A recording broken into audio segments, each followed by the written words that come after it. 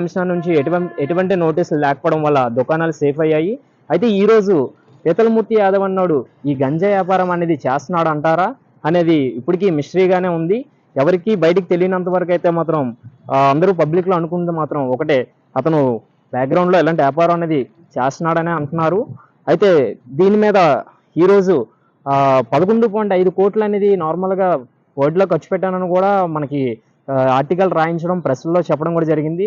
అయితే ఈరోజు రోడ్లు అనేవి చూస్తే గుంతలు పడిపోయి ఉన్నాయి. అసలు రోడ్డు వేసారా లేదా ఇవన్నీ ఎవరికి తెలియదు. అయితే ఈ గుంతలు అనేది తప్పుకొచ్చి చేస్తారో మళ్ళీ రోడ్లు కొత్తగా వేస్తారో అనేది మరి అతని ఇష్టం అది. అలానే లైట్లు కూడా వెలిగిపోతున్నాయి అది ఇది అని అన్నారు. స్ట్రీట్ ల్యాంప్స్ ఎక్కడ వెలగట్లేదు, అది కూడా ఒకసారి చెక్ చేసుకుంటే మంచిది.